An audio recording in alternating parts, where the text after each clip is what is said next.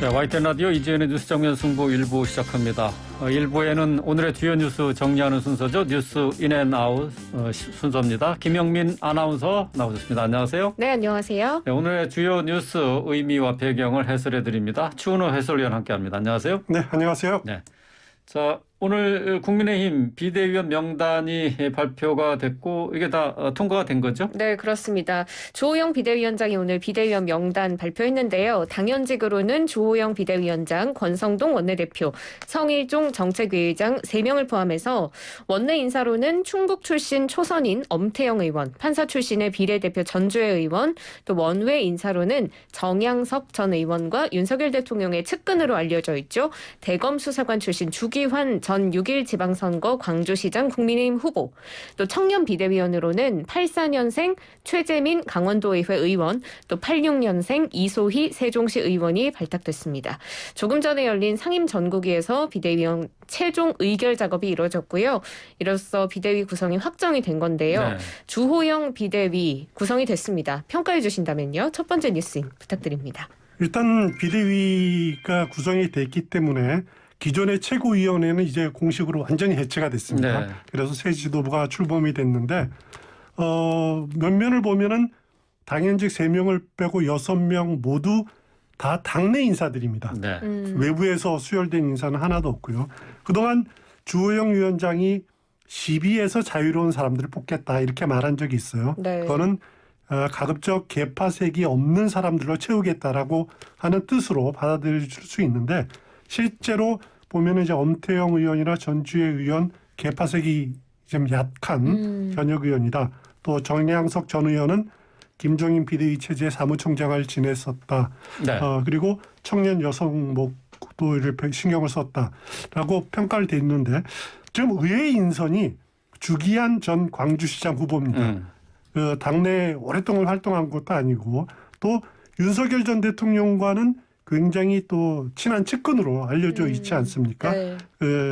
오랜 직이고 검찰 수사관 출신이고 또 아들이 대통령실에 6급으로 근무한 사실이 알려져가지고 지인 채용 논란이 빚어지기도 했던 어떻게 보면은 윤석열 대통령 오른팔까지는 아니더라도 가까운 인사를 왜 굳이 넣겠느냐.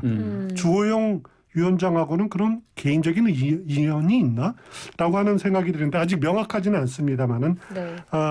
한번 좀 두고 봐야 될 대목인 것 같고요. 그러나 이제 또 변명을 하자면은 이런 측면이 있습니다. 그 비대위원회는 임시로 운영되는 지도부이기 때문에 비대위원장이 중요하지 비대위원의 역할이 별로 중요하지 않습니다. 솔직히 우리가 지금 민주당 또 우상호 비대위원장 체제인데 비대위원 누군지 모르죠. 네. 그리고 민주당의 얼마 전에 윤호중 박지원 공동비대위원장 비대위원 누군지 기억 못합니다. 네. 김정인 비대위원장 시절에 비대위원 누군지 잘 기억 못하거든요. 그렇기 때문에 위원장이 중요하다라고 하는 변명은 할 수가 있을 것 같습니다만은 일단 두고 봐야 될 대목인 것 같고요. 네. 여기에 권성동 원내대표를 당연직 비대위원으로 포함하는데 오늘 반발이 상당히 또 있었습니다. 그동안에. 네. 그래서 정우택 의원이 인적쇄신에서 돌파구를 찾아야 되는데 비상상황의 원인을 제공한 권성동 원내대표 책임 물어야 되는 것 아니냐. 네. 본인이 정치적 결단해야 된다라고 이렇게 주장을 했었고 또 전에 안철수 의원이 그 원내대표 신임을 의총에서 한번 물어보자라고 이렇게 제안하지도 않았습니까? 그리고 오늘 의원총회가 열렸는데 권성동 원내대표 신임을 물어봤습니다.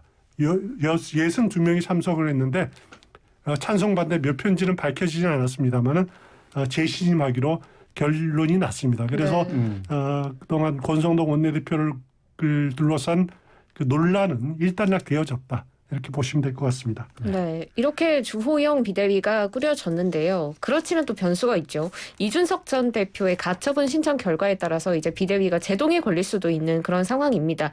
이준석 대표가 오늘 오전에 라디오 인터뷰에서 지난달 초에 대통령실 측에서 자진 사퇴 중재안을 제안받았느냐라는 질문에 이제 이런지 아예 거절했다 이렇게 밝히기도 했는데요. 가처분 신청 이제 조만간 결론이 날 걸로 보이는데 어떻게 될까요? 내일 서울 남부지법 민사 51부 심리로 일단 열립니다. 네. 당장 내일 결론이 나기는 어렵겠죠. 아무래도. 그렇다고 길게 끌 문제는 아닌 것 같고요. 가급적 이달 안에 결론이 났으면 하는 것이 바람이고 그렇게 되지 않을까 예상은 됩니다. 일단 인용이 되든 기각이 되든 이준석 대표로서는 순탄치 않을 거고요. 만약에 인용이 됐다. 그러면은 주호영 비대위 체제는 어떻게 되느냐라고 하는 당장 문제가 생길 수 있습니다. 해체돼야 될 수도 있습니다. 어떻게 수습할지 굉장히 막막한데 만약에 주호영 비대위 체제가 해체되더라도 그렇다고 이준석 대표에 대한 징계는 여전히 유효합니다. 네. 그렇기 때문에 바로 당으로 복귀할 수 있는 상황도 아닌 거고요. 그러면은 새로운 절차를 거쳐서 비대위 새로 구성해야 되는 그런 문제가 생깁니다. 국민의힘으로서는 최악의 시나리오인데 네. 그렇기 때문에 국민의힘 지도부는 기각될 것을 기대하고 또 믿고 있습니다. 이준석 대표가 지금 가장 문제 삼는 것은 비대위 체제로 가는 과정에서 절차적인 하자가 있었다라는 부분 아닙니까? 네. 그러니까 그 핵심은 또 뭐냐면은 최고위원 사퇴 선언한 사람들이 최고위원 의결에 참여했다. 네. 그래서 상임 전국위 전국위원회 열도록 결정을 했는데 그것이 문제가 있다라고 하는 것이 가장 절차적 그 하자를 주장하는 그 문제점으로 삼고 있는 건데 그런데 상임 전국위를 열려면은 방법이 세 가지가 있습니다. 하나는 최고위원회 의결, 또 하나는 상임 전국위원 4분의 1 이상의 요구, 세 번째는 의장이 소집하는 경우가 있는데 일단 이준석 대표 경우에 전 대표 경우에는 최고위원회 의결에 문제가 있다라고 주장을 하고 그거는 또 그럴 소지도 다분히 있어 보이거든요. 하지만 주호영 위원장의 설명으로는 최고위 의결과 동시에 전국 상임위원회 4분의 1 이상이 소집을 요구를 했다라는 겁니다. 그럴 경우에는 절차적 하자가 절차적 문제점이 해소가 된다라고 이렇게 주장을 하고 있습니다. 이거 이제 어느 정도 사실일지는 법원에서 심리 과정에서 거기서 판단할 문제이기 때문에 만약에 이것이 주호영 위원장의 말대로 사실이라면은 법원에서 가처분 신청을 인용하기에는 좀 무리가 있지 않을까라는 생각도 듭니다. 네. 자, 오늘 이제 비대위가 구성됨에 따라서 이준석 대표는 이제 전 대표가 됐습니다. 이준석 전 대표. 지난 토요일 기자회견을 시작으로 해서 뉴스의 중심이 되고 있는데요. 연일 아주 날선 발언들이 계속 쏟아져 나오고 있어요. 네, 일단 가장 최근 발언 살펴보면 오늘 라디오 인터뷰에서 지난 6월에 대통령실이 자신과 윤 대통령의 독대를 부인한 걸 두고 이준석 거짓말쟁이 만들기 작전 이렇게 비판을 했고요. 토요일 기자회견 살펴보면 좀 자극적인 발언들도 있었습니다. 대통령 선거와 지방선거를 겪는 과정 중에서 어디선가 여럿이 모인 자리에서 누차 저를 그 땡땡이라고 부른다는 이야기를 전해드렸다면서 이게 이제 땡땡은 욕설이기 때문에 땡땡으로 처리를 하도록 하겠습니다.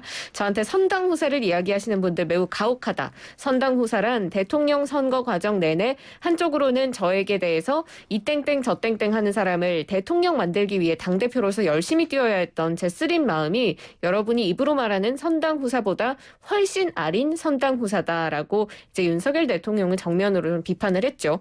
그러면서 지난 15일 라디오 인터뷰에서 이 땡땡 저 땡땡 발언과 관련해서 소위 윤핵관과 윤핵관 호소인들이 저를 때리기 위해 들어오는 약간 지령 비슷한 역할을 한 것이다.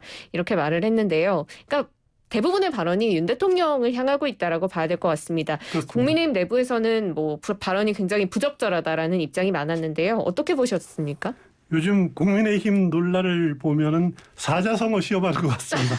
맞습니다. 처음에 토사구팽 나왔다가 이제 양두구육 나왔다가 그렇죠. 또 홍준표 시장 경우에는 당랑거철 이야기도 하고 하여튼 그 사자성어 한자 그 테스트하는 같은 기분이 드는데 지금 그 이준석 전 대표를 둘러싼 국민의힘 내부 상황 보면은 이게 집권 여당 무슨 맞아?라고 하는 그런 의구심이 들 정도로 실망감이 많이 듭니다. 물론 이제 정치적 입장에 따라서 이준석 전 대표를 옹호하는 입장 또 반대하는 입장 갈리기 마련이지만은 과연 여당 대표 입장이었죠. 그 당시에 여당 대표가 대통령을 겨냥해서 연일 이렇게 강한 비판 날리는 것이 올바른가라고 하는 의구심을 또 많은 분들이 갖고 있는 것 같아요. 네. 결국 이준석 전 대표와 윤석열 대통령은 이제 뭐 더 이상 같이 할 수 없는 돌이킬 수 없는 강을 건넌 것 아니냐, 돌이킬 수 없는 이별을 한 것이다라는 생각이 들고 이준석 전 대표의 최근 발언들을 보면은 이제 지금 단계에는 현실은 이렇게 포기를 하고 차후를 준비하는 것 아니냐 그런 느낌을 많이 받습니다. 네. 그래서 물론 그 신당 창당까지 염두에 두고 있는 건지 앞으로 그거는 두고 봐야 될 문제겠습니다만은 이준석 전 대표는 자신의 정치적인으로서의 이미지를 살아있는 권력에 의해서 핍박받는 정치인, 기득권에 의해서 날개 꺾인 청년 대표 뭐 이런 이미지를 계속 가져가려고 하는 것 같아요. 그래서 제가 이제 연상을 하는 것이 그리스 신화 보면은 프로메테우스라고 있죠. 네. 인간에게 불을 훔쳐서 갖다 줬다가 제우스에 의해서 이렇게 바위살에 묶여서 그렇죠. 독수리한테 네. 매일 간ጮ여 먹는 그런 프로메테우스.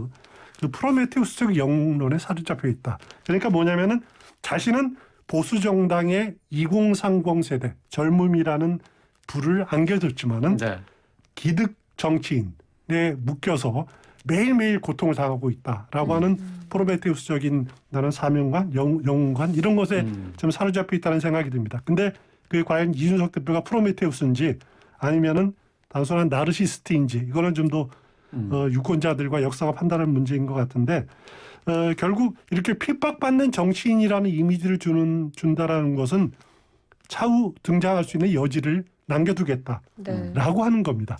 그것이 뭐 지금 현재 취할 수 있는 이준석 대표의 가장 가능한 지금 전략이라는 생각이 들고요. 하지만 문제는 뭐냐면 이준석 대표가 내세웠던 것이 그동안의 세대 포위론을 내세우지 않았습니까? 2030과 전통적인 그 지지층, 보수 지지층들을 이렇게 같이 해서 4050을 포위하겠다는 거였는데 그런데 이준석 대표의 지금 하는 표현들을 보면은 전통적인 보수층이 상당히 거부감을 준다라는 거죠. 그러니까 전통적인 보수층이 갖고 있는 이준석 대표에 대한 비판은 저는 크게 두 가지로 보는데 하나는 이른바 싸가지가 없다라고 하는 비판 그리고 또 하나는 자기만 안다. 공인의식이 부족하다라고 하는 겁니다. 이것이 단적으로 나타나는 것이 이제 아까 선당우사 말씀하셨지만은 이준석 대표가 선당우사를 전체주의적 사고를 비판한 거 이런 부분들은 전통적인 보수층으로서는 참 받아들이기 힘든 부분들입니다. 그렇기 때문에 어떻게 보면은 그 전통적인 보수층으로서는 이준석 대표의 지금 최근의 담론들을 받아들일 수 없는 수준까지 가고 있는 것 아니냐. 그래서 단순히 윤석열 대통령과 건널 수 없는 강을 건너는 걸 넘어서 그 오랜 전통적인 보수층과도 또 이별하는 그런 수준이 아닌가라는 생각이 저는 개인적으로 좀 들고 있습니다. 뭐 오늘도 이제 여러 방송을 통해서 또 SNS를 통해서 여론전을 펼치고 있는데요. 근데 막상 이제 국민의힘과 결별이냐라고 물어봤을 때는 결별은 아니다 이렇게 얘기를 했어요. 아직까지 또 여지를 좀 남겨놨기 때문에 앞으로 상황이 또 어떻게 변하게 될지 좀 지켜봐야 할 대목이 아닌가 싶습니다. 자, 이번에는 민주당 뉴스로 넘어가도록 하겠습니다. 민주당 전당준비위원회가 오늘 그 말 많은 이 당원 80조 개정하기로 의결을 했네요. 그렇습니다. 더불어민주당 전당대회 준비위원회 이하 전준위는 오늘 당내에서 논란이 됐던 당헌 80조의 기소 시에 당직 정지 당헌을 개정하는 방안을 의결을 했습니다. 이를 하급심 그러니까 1심에서 금고 이상의 유죄 판결을 받은 경우에만 직무를 정지한다라고 수정을 하기로 했고요. 또 2심이나 최종심 등에서 상급심에서 무죄, 금고 이상의 형이 아닌 판결이 나올 경우에는 이 직무정지 효력을 상실하도록 했습니다. 오늘 전준위에서 의결된 당헌은 내일 비대위를 거쳐서 당무위 중앙위 의결을 거친 뒤에 효력이 발생합니다. 워낙 이재명 방탄용 개정이다라고 비판이 많았는데 이에 대해서 안규백 민주당 전준위원장이 오늘 YTN 라디오에 출연해서 이제 원래 논의가 됐던 사항이고 그냥 오비 일학이다라고 일축했습니다. 또 사자성어가 나오는데요. 민주당의 당헌 80조 개정 뉴스인 해주세요. 일단 이재명 그 방탄용이다라는 비판 이거는 단순히 비판만을 위한 비판은 아닌 것 같아요. 보기에 따라서는 이재명 방탄용이라는 측면이 분명히 있습니다. 왜 지금 시기에 이걸 개정하느냐? 오비일학이라고 표현을 했지만은 어떻게 보면은 어제명을 넘어서 확대명으로 가니까 이재명 대표 체제 미리 대비하려는 것 아니냐 이런 시각 충분히 있을 수가 있습니다. 대표 자리를 위협하는 내부 요인들을 먼저 제고하겠다라고 하는 비판이 있을 수 있는 거죠. 하지만 이제 반대되는 시각은 작년 서울시장, 부산시장 보궐선거 앞두고 민주당이 당원을 바꾸지 않았습니까? 네. 그 당시에 보궐선거 유발한 책임이 있으면 이제 후보 내지 못하도록 한 조항도 삭제했는데 결국 그 여파가 그 선거 패배로 이어졌죠. 그리고 그것을 시작으로 대통령 선거, 지방선거까지 연이은 패배로 이어진 것인 자성을 갖고 있는 건데 그걸 또 다시 반복하려는 것 아니냐라고 하는 내부의 그런 우려도 있는 것도 사실입니다. 하지만 반면에 민주당 지도부로서는 현실적인 고민하지 않을 수가 없었을 거예요. 네. 무슨 말이냐면은 경찰 수사 결과 또 검찰이 그걸 토대로 이재명 후보 대표된 이후에 기소를 한다. 그러면은 무슨 일이 벌어지냐면은 당원 75% 지금대로 유지가 된다면요. 네. 압도적인 지지를 받은 당 대표의 직무를 검찰이 좌지우지한다라는 거죠. 그것이 과연 검찰의 민주당의 미래를 맡길 수가 있느냐. 그게 올바른 거냐. 특히 윤석열 정부를 검찰공화국이라고 계속 민주당이 비판하는데 거기 손을 맡기는 것이 합당하느냐라고 하는 그런 비판이 있을 수가 있는 거거든요. 네. 최소한 검찰이 아니라 법원, 그러니까 1심 법원의 판단에 맡겨야 되는 것이 합리적이 아니냐라고 하는 주장이 힘을 얻은 거죠. 그리고 그거보다 더 현실적인 건 뭐냐면은 만약에 당대표가 그 직무가 정지가 된다 이게 곧바로 직무가 정지가 되면은 어떤 일이 벌어질까요? 또다시 전당대회를 열어서 새 대표 뽑든가 아니면 또다시 곧바로 비대위 체제를 전환해야 되는데 이것이 민주당의 바람직한 모습일 거냐라고 하는 고민들을 당 지도부는 했을 겁니다. 예. 그래서 이번 기회에 당원 개정을 밀어붙인 것 아니냐라는 생각이 듭니다. 이재명 의원을 아예 염두에 두지 않았다고는 말할 수가 좀 없겠네요. 염두에 두지 당연히 염두에 뒀겠죠. 아, 네. 예. 자, 민주당 전당대회 28일로 예정이 돼 있죠. 순회 경선 중인데 이제 반환점을 돌았습니다. 네. 반환점을 돌자마자 강훈식 의원이 어제 후보 사퇴를 했네요. 그렇습니다. 어제 강훈식 민주당 당대표 후보가 누가 당대표가 되더라도 헌신적으로 돕겠다라면서 중도 사퇴를 선언을 했습니다. 변화와 혁신을 바라는 목소리가 저를 예비 경선에서 통과시켰다고 생각을 했는데 국민과 당원께 제가 그 적임자임을 설득하는 데 한계에 부딪혔다. 끝내 파란과 이변을 만들지 못했다면서 사퇴의 변을 밝히기도 했는데요. 강훈식 의원이 후보직을 사퇴한 배경, 사실 뭐 지지율이 낮았기 때문이다라고 볼 수도 있겠지만 조금 더 뉴스님 부탁드릴게요. 일단 강훈식 의원은 유일한 충청권 후보였죠. 네. 아산이 지역구입니다. 그런데 충남 권리당원 투표에서 17%를 얻었어요. 꽤 많이 얻었습니다. 반면에 대전, 세종, 충북 같은 충청권이라도 거기에는 한 자릿수 득표를 했습니다. 2위 박영진 후보하고 비교하면은 충남에서 1%포인트 차이밖에 못 이겼습니다. 네. 하지만 이제 대전, 세종, 충북은 또 압도적으로 졌거든요. 네. 자기 안방인데도 그 3등을 했다라고 하면 더 이상 버틸 재간이 없는 거죠. 또 1차 국민 여론조사에서도 3등, 압도적인 3등 떨어지는 3등을 네. 해서 더 이상 버틸 힘이 없었다. 이렇게 보시면 될 것 같습니다.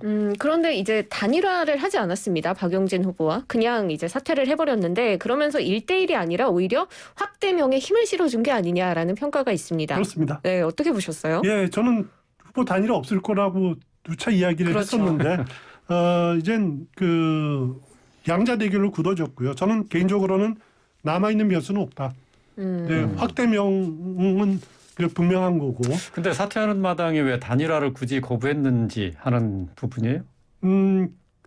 예를 들어서 97그룹의 단일화가 명분이 있느냐 아니면은 반명 그룹으로 그렇게 해석되기보다는 반명 그룹의 단일화로 받아들일 가능성이 있기 때문에 그거를 싫어하는 거죠. 예. 강훈식 후보 의원 경우에도 반 이재명계가 아니거든요. 네. 그런데 자신이 반명계에 합류하고 싶은 생각이 전혀 없는 거였습니다. 예. 그렇군요. 자, 오늘 박지원 전 국정원장이 서해 공무원 피격 사건과 관련해서 압수수색을 당했는데요. 압수수색 직후에 이제 YTN에 출연해서 입장을 밝히기도 했습니다. 자, 간단히 뭐 나와서 어떻게 얘기했는지 간단히 정리를 좀 해볼까요? 네, 와서 이제 나는 국정원 서버를 삭제 지시했다는데 네. 왜 집을 압수수색하느냐, 겁주고 망신 주려고 하는 거다 이런 식으로 입장을 아, 밝혔습니다. 예. 뭐 오늘 주요 뉴스는 여기까지 정리하도록 하겠습니다. 뉴스 인앤아웃 김영민 아나운서, 추은호 해설위원과 함께했습니다. 고맙습니다. 고맙습니다. 고맙습니다.